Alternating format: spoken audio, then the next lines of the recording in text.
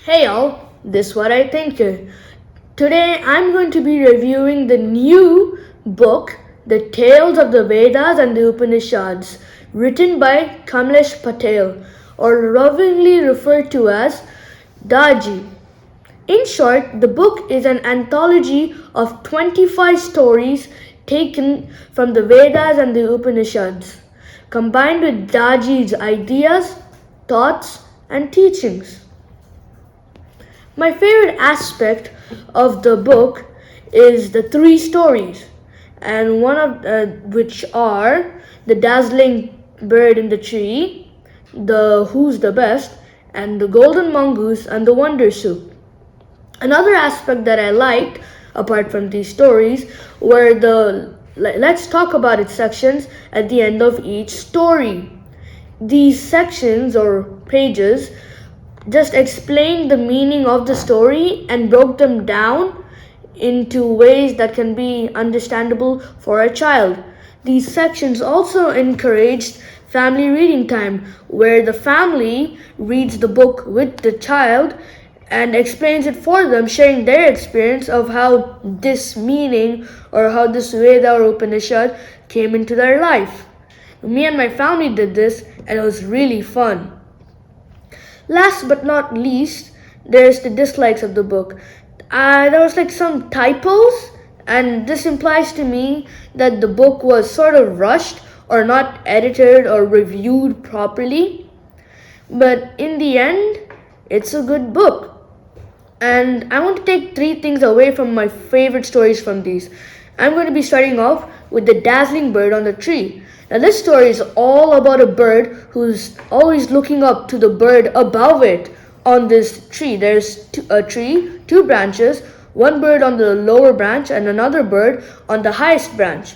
And the bird on the lowest branch always thinks about the bird on the highest branch.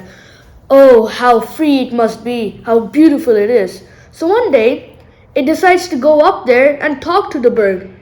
And when it goes up and flies up to that bird, there is no bird. It realizes that it itself was the bird, and all the obstacles it faced in the way, which were the sharp branches blocking it, were just ways of the bird evolving. For me, this story tells me that we, the human, are the bird, and the sharp branches are the obstacles that we face in our life. We must overcome those obstacles to become a freer and better version of ourselves. Now, the second story is Who's the Best, and this revolves around the soul body parts having a challenge about who's the most important. The way this works is that each body part, like the most important ones, will leave the body for around a year, and they'll come back and they'll be like, "Did you miss me? How was life without me?" And the goal was to find the organ or the body part that when left the body would collapse. So these include the eyes, the ears, the nose, and the brain. And all of them go out one by one, finally leaving the nose. And when the nose goes out, everyone is like, "Wait, don't go out, we need you." And the story is about the importance about breathing and the breath of life. This tells me that we should not take oxygen for granted, and the fact that breathing is not easy but it still happens, it fairly goes unnoticed. The last story is the golden mongoose and the wonder soup. So basically, a boy sits down with two gurus or students, and this young boy is asking them to share his food. And they hesitate at first. So the boy tells how he's a Brahmin, and then he tells a story about how there was a an old beggar man who goes to a house where there are poor people, and the poor family senses that the beggar man is hungrier than them, so they all give him his food, and in the end, the old beggar man turns out to be God himself. And around that time, there was a mongoose there trying to lick what was left of the soup.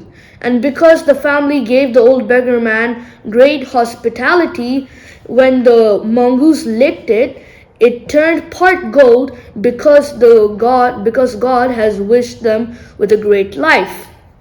Now later on in the story, the mongoose is seen rolling over some leftover food, and when a rich king asks why, and the mongoose is like, well, I did this last time I had leftovers at someone's house, I turned part gold. Now I'm trying this year to see if I can go full gold. And the moral of the story is, don't waste food. There's a big problem of food wastage and food shortage. And I want to give a statistic. In 2021, the UNEP said that 17% of food production will go to waste. Yeah. So, in conclusion, the book is great. Although it has some typos, it's not a book that's supposed to be interesting. Rather, this book is supposed to educate your family about the Vedas and Upanishads and your children, because they are the future, and reading these stories will sort of help them. And these are just a retelling of the Vedas and Upanishads. These are not supposed to grip your mind and keep you on the edge of the seat. Therefore, while it's not interesting, I still really love the book, so I'm going to give it a 7 out of 10. Thank you for watching. Please like, share, and subscribe.